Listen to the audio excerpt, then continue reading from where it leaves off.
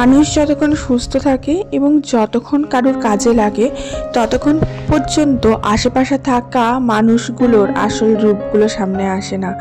যখনই মানুষ অসুস্থ হয় এবং যখন তার ট্রিটমেন্টের প্রয়োজন হয় এবং যখন তার অন্য কারো সহায়তার প্রয়োজন হয়, ঠিক তখনই আশেপাশে থাকা মানুষগুলোর আসল রূপগুলো বেরিয়ে আসে। এটা কিন্তু বিশেষ করে মেয়েদের ক্ষেত্রে হয়। মেয়েরা সারা জীবনটা সংসারের প্রতি নিজেদের সমস্ত দায়িত্ব কর্তব্য পালন করে যায়, সবার প্রয়োজন মেটায়, কিন্তু যখন সেই ঘরের বউটা বা মেয়েটা অসুস্থ হয়ে পড়ে তখনই তার আশেপাশে থাকা মানুষগুলোর আসল রূপটা সামনে চলে আসে।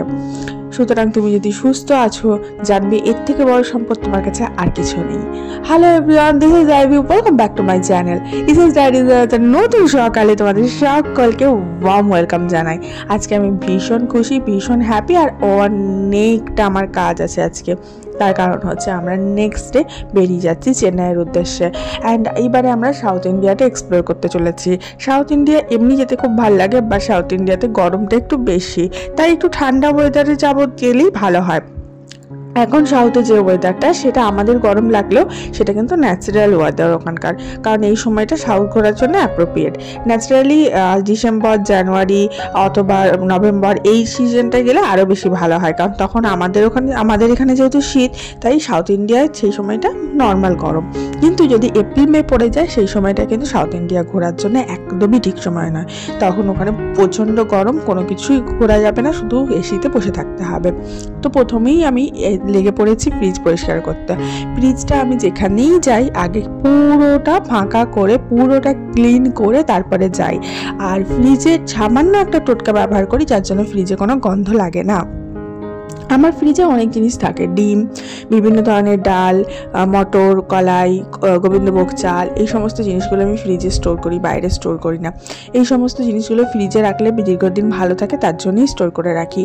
আর তার জন্যে ফ্রিজটাকে আমি কি করি বলতো, এই যে ফ্রিজের প্রতিটা যা জিনিস আছে মোটামুটি সব শেষ করে দিয়ে, যেগুলো শেষ করা যাবে শেষ করে দিয়ে, সেই ফ্রিজটাকে আমি গোটাটা ক্লিন করে নিই।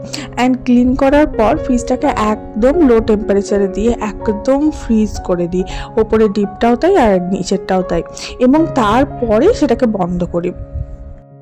ঘর থেকে বাইরে গেলে কিছু কিছু জিনিস কাজ করে দিয়ে যাওয়াই ভালো।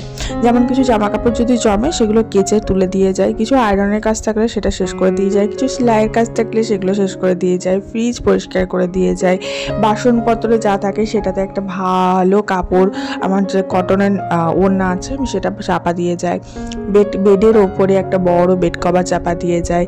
এই সমস্ত নর্মাল কাজগুলো আমি করে তারপরে বাইরে যেতে অভ্যস্ত। এগুলো করে গেলে আমি দেখেছি এসে কাজটা অনেকটা ইজি হয়। যাই হোক, তোমরা কি শুধু দেখবেই, একটা লাইক অন্তত দাও, ভিডিওটা দেখে লাইক দাও, ভিডিওটাকে একটু শেয়ার করে দাও বন্ধু বান্ধবের সাথে।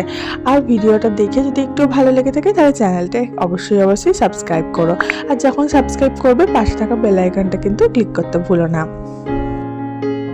জানো, আমাদের এখান থেকে চেন্নাই পৌঁছাবার জন্য আমাদের অনেকটা ট্রাভেল করতে হবে, অলমোস্ট 33 আওয়ার্স। আমরা থাকি দুর্গাপুর, এখান থেকে আমরা হাওড়া পৌঁছাবো, হাওড়া থেকে আবার ট্রেন ধরবো। অ্যান্ড সেই ট্রেনটাতে 2 দিন মতো জার্নি করতে হবে। এর আগে আমি কখনো ট্রেনের মধ্যে 2 দিন জার্নি করিনি, এই প্রথম আমি 2 দিন জার্নি করব। আমি জানি না কি এক্সপিরিয়েন্স হতে চলেছে, বা কি অসুবিধা হবে কি সুবিধা হবে, যদিও যতটুকু যা নেবার নিয়ে নিয়েছি, এরপরে দেখা যাক।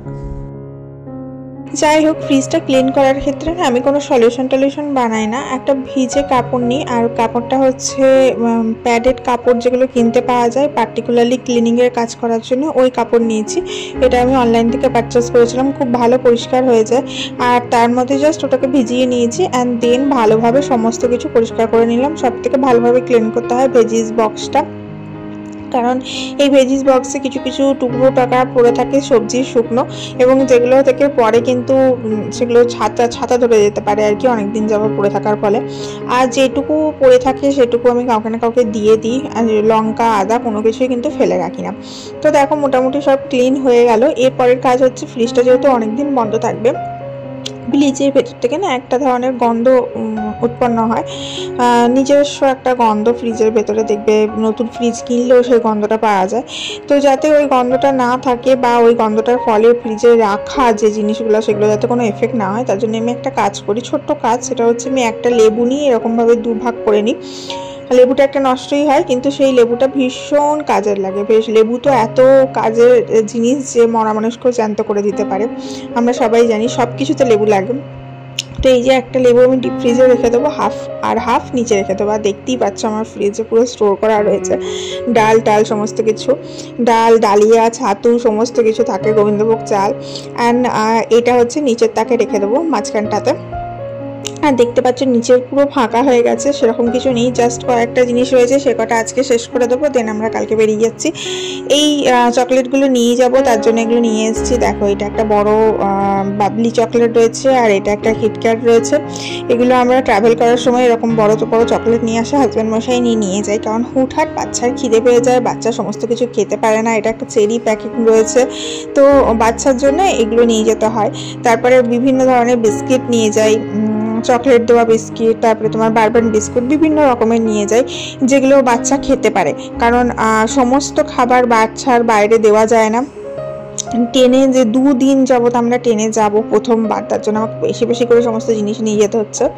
একবেলা যাতে আমরা গিয়ে এখান থেকে গিয়ে লাঞ্চটা আমরা বাইরেই করব ঠিক করেছি। দেন রাতের খাবারটা আমরা প্যাকিং করে নিচ্ছি। শাশুড়ি মা কিছু করছে, আমি কিছু বানিয়েছি। আমি এখানে আলুর দম বানিয়েছি, রুটি করেছি, আর মিষ্টি নিয়েছি। আর শাশুড়ি মা ওদিকে থেকে কচুরি বানিয়েছে আর গুড় পিঠা বানিয়েছে, এই সমস্ত কিছু বানিয়েছে। দেন এই সমস্ত কিছুই আমরা প্যাকিং করে নিয়ে যাচ্ছি, কারণ যতটা বাড়ির খাবার ভালো এবং যতটা বাড়ির খাবার খেয়ে আমরা ট্রাভেল করতে পারবো ততটাই সুস্থ থাকবো। বাইরের খাবার যতই ভালো বলি কখনোই ভালো হয় না, আর বাইরের খাবার মানুষের শরীরের জন্যও ভালো নয়, আর টাকার অনুপাতে কোয়ান্টিটিও ভালো দেয় না। আর ট্রেনের খাবার তো আমার একদমই পছন্দ নয়, একদমই ভালো লাগে না। প্রথম যখন আমি রাজধানীতে ট্রাভেল করি তখন আমার খুব ট্রেনের খাবার খাবো, ট্রেনে খাবার দেবে, এরকম একটা ব্যাপার ছিল। তারপরে রাজধানী শতাব্দীতে ট্রাভেল করে করে ওদের বাহিয়াত খাবার খেয়ে খেয়ে আমার রীতিমতো অরুচি ধরে গেছে। আমার আর ট্রেনের কোনো রকম খাবার ভালো লাগে না।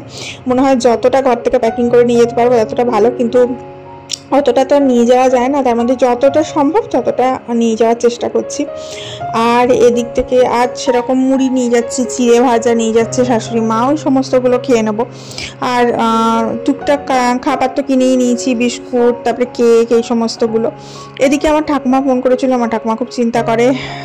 ঠাকুমা আমার প্রতিদিন খবর নেয় জানো, তো ঠাকুমার সাথে একটু ফোনে কথা বলছিলাম। আর এদিকে আমি খুব ব্যস্ত, তার উপরে আমার আয়রনটা আবার কাজ করছে না ঠিক মতো। আমি যে আয়রন কটা তুলে দিয়ে যাব, সেই আয়রনটা কাজ করছে না। আমি চেষ্টা করি অনেক কাজ তুলে দিয়ে যেতে, কারণ এসে পরে না আর শরীরে ইচ্ছা করে না। জানি 1 মাস যাবত ছুটি আছে, কিন্তু আস্তে আস্তে তো আমার সেই 7-10 দিনের ব্যাপার। কারণ যারাই সাউথ ইন্ডিয়া ট্যুর করে, সাউথের দিকে যাওয়া মানেই তোমার 7 দিনের ব্যাপার হাতে তোমাকে ধরে রাখতেই হবে। কারণ সাউথে তোমার দেখবার অনেক কিছু আছে, আর সাউথে যেহেতু পৌঁছাতে আর যেতে আর আসতে তোমার 4 দিন চলে যাচ্ছে। আর সবাই তো আর ফ্লাইটে সবসময় যাওয়া সম্ভব নয়। আগে থাকতে প্ল্যান করা থাকলে, আগে থাকতে ফ্লাইটের টিকিট কাটলে একটু রিজনেবল প্রাইস হয়। আদারওয়াইজ আমাদের দুর্গাপুর থেকে ফ্লাইটের টিকিট 8,000-9,000 টাকা করে, কলকাতা থেকে একটু রিজনেবল প্রাইস 5,000 টাকা এরকম রয়েছে রেট দেখলাম। যাই হোক, আমরা ট্রেনে যাওয়ার সিদ্ধান্ত নিলাম, কারণ ফ্লাইটে নিয়ে যেতে গেলে অনেক কিছু নিয়ে যেতে পারবো না। ফ্লাইটে সমস্ত কিছু প্যাকেজিং জিনিস নিয়ে যেতে হয়, আবার অনেক কিছু নিয়েও যাওয়া যায় না। যেমন ছোট বাচ্চা যাচ্ছে, আমি একটু নাইফ নিয়ে যাই সঙ্গে করে, তারপরে ছিলারটা নিয়ে যাই যাতে ফল টলগুলো কেটে খাওয়া যায়। এই সবগুলো অ্যালাউ করবে না ফ্লাইটে কত জিনিসের একটা কোয়ান্টিটি থাকে, সেটার বেশি আমি নিয়ে যেতে পারবো না। এরকম অনেক রেস্ট্রিকশন থাকা বলে আমরা ফ্লাইটটা অ্যাভয়েডই করলাম। আর একটা কস্টেরও ব্যাপার আছে, তার জন্য অ্যাভয়েড করেছি অবভিয়াসলি। যাই হোক, আমি বললাম যে ওই টাকাটা বরঞ্চ ওখানে গিয়ে ভালো হোটেল নেওয়ার জন্য ইনভেস্ট করতে পারি, কারণ সাউথ ইন্ডিয়া এমন একটা জায়গা সেখানে প্রচণ্ড গরম, ওখানে ঠান্ডা জল আর ঠান্ডা ঘর পাওয়া মানেই হচ্ছে হাতে স্বর্গ পাওয়া। তো আর আমাদের যেহেতু একটু ঠান্ডা গরমের বাতিক আছে আমার বর ঠান্ডা ছাড়া চলতেই পারে না। যাই হোক, যে কটা জিনিস বেঁচেছিল সেগুলো সব আজকে রান্না করে দিয়েছি। বেগুন ছিল একটা, বেগুন ভেজে নিয়েছি, ওদিকে ডিমের কারি করেছি, দুবেলাই খেয়ে নেবো এগুলো। হ্যাঁ, আর ওবেলা রান্না করবো না ঠিক করেছি। এদিকে শিম ছিল কটা পরে, শিম ভাজা করে নিয়েছি। অনেক কটাই আইটেম হয়ে গেছে। ওদিকে একটা পেঁপে পড়েছিল, পেঁপেটা পুরো ছেচকি করে নিয়েছি। তো এগুলি সব এবেলাও খাবো, আবার ওবেলাও খাবো। আবার শাশুড়ি মায়েরও প্রচুর সবজি ভেজেছিল, শাশুড়ি মাও করেছে, তো শাশুড়ি মাও পাঠিয়েছিল ভেজ মাঞ্চুরিয়ান। খুব সুন্দর টেস্টি খেতে হয়েছিল। সেটাও ওই বেলা খানিক খাবো, ও বেলা খানিক খাবো, নিয়ে শেষ করে দেবো। এই যাওয়ার আগে আগে না প্রচুর এরকম কাজ বেড়ে যায় যে এটা শেষ করতে হবে, ওটা শেষ করতে হবে, এরকম একটা ব্যাপার, হেডেক চলে আসে। কারণ কোনো কিছুই ফেলে দিতে ইচ্ছা করে না, আবার বেশি বেশি করে খাওয়াও যায় না, কিন্তু তবুও শেষ তো করে দিতে হবে। ফেলে দিতে যেহেতু মায়া লাগে, টাকা দিয়ে জিনিসগুলো কেনা। যাই হোক, আমাদের কনফার্ম টিকিট যে ট্রেনটাতে ছিল সেই ট্রেনটা ক্যান্সেল হয়ে যায়, তার জন্য আমরা তৎকালে টিকিট কেটে বেরোচ্ছি। তার জন্য হঠাৎ করে আমাদের ট্রেনের ডেটটা এগিয়ে যায়, না হলে আমাদের আরও 2 দিন পরে বেরোবার কথা ছিল, তো আমরা 2 দিন আগেই বেরিয়ে যাচ্ছি। তো এটাই সম্ভবত ঘর থেকে আমার লাস্ট ব্লগ। এরপর থেকে যে ব্লগগুলো দেখবে সেগুলো সব বাইরের ব্লগই দেখবে, যতটুকু আমি দিতে পারবো। কারণ আমি আর একটা নতুন চ্যানেল করেছি যেটা থেকে ট্রাভেল ব্লগগুলো স্পেশালি দিচ্ছি, তো সেখান থেকে স্পেশালি দেবো। আর অল্প বিস্তর এই চ্যানেল থেকে দেবো, এই চ্যানেল থেকে মেনলি লাইভটা করবো। যাই হোক, লাঞ্চটা করার পর খুব না খিদে পেয়ে গেছিল, নিয়ে আমার মেয়েকে বললাম যা চকলেটটা নিয়ে তো একটু চকলেট খাই। এই কিটক্যাট চকলেটটা হচ্ছে আমার ফেভারিট চকলেট, কত বড় দেখো সাইজে। যাই হোক, এত বড়টা তো এখন খাওয়া যাবে না, খানিকটা খাই, খানিকটা নিয়ে যাব। এসি ট্রেনে যাবো, এসিতে যাবো, গলবে না, কোনো অসুবিধা হবে না, ট্রেনে খাওয়া হয়ে যাবে। তো কিটক্যাটটা এখন এনজয় করি, মেয়ে একটু খাবে, আমি একটু খাবো। আর এই কিটক্যাট চকলেটটাই আমার সবথেকে ভালো লাগে, জানো তো। অনেকের ডেয়ারি মিল্ক ভালো লাগে, আমার মায়ের যেমন ডেয়ারি মিল্ক ভালো লাগে, অনেকে অনেক রকম পছন্দ করে। আমার মেয়েও ডেয়ারি মিল্ক খুব পছন্দ করে, কিন্তু আমার কিটক্যাট খুব পছন্দ লাগে, ভাল লাগে। তার কারণ হচ্ছে একটু বিস্কিটি ভাব আছে, একটু চকলেটি ভাব আছে, দুটো মিলিয়ে আমার খুব টেস্টি লাগে।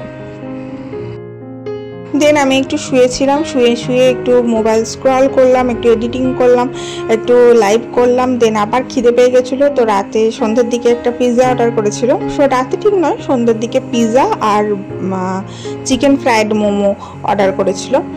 তো এই দুটো খেলাম, এই দুটো খেয়ে বাকি রাতে লাঞ্চ করলাম, কিছু গোছানো বাগানো ছিল সেগুলো করলাম, একটু লাইভ করলাম। এই সমস্ত করতে করতেই সময় কখন কেটে গেল জানি না। এরপরে 2 চোখের পাতা এক করতে না করতেই আবার মর্নিং হয়ে যাবে, অ্যান্ড দেন আমাদের মর্নিংয়ে বেরিয়ে যেতে হবে। খুব সকালে না হলেও সকাল 10টা এরকম নাগাদ আমরা বেরোবো। 11টা নাগাদ আমাদের বাস আছে, আমরা বাসে করে হাওড়া যাচ্ছি, কারণ ট্রেন নেই এই সময়, কোনো ট্রেন পাইনি আমাদের। যেটা কনফার্ম টিকিট হয়েছে সেই কনফার্ম টিকিটে কোনো ট্রেন পাইনি। তবে হ্যাঁ, আমরা এবারে টিকিটটা দারুণ হয়েছে জানো। পরের ভিডিওটা অবশ্যই শেয়ার করব যে কীরকম ট্রেনে ট্রাভেল করলাম আর কীরকম কী সিট পেয়েছি, সমস্ত বৃত্তান্ত। ততক্ষণের জন্য তোমরা সবাই ভালো থেকো, সুস্থ থেকো, অনেক অনেক হ্যাপি থেকো। আর আজকের ব্লগটা এই পর্যন্তই, আশা করি তোমাদের সবার ভালো লাগবে ব্লগটা। হ্যাঁ চলো এখন পিৎজাটা এনজয় করে নিই।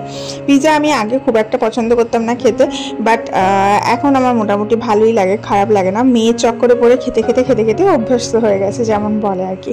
যেমন আগে মটন খেতাম না, এখন বরের চক্করে পরে ওটা অভ্যস্ত হয়ে গেছে। যাই হোক, আসি, লাভ ইউ অল।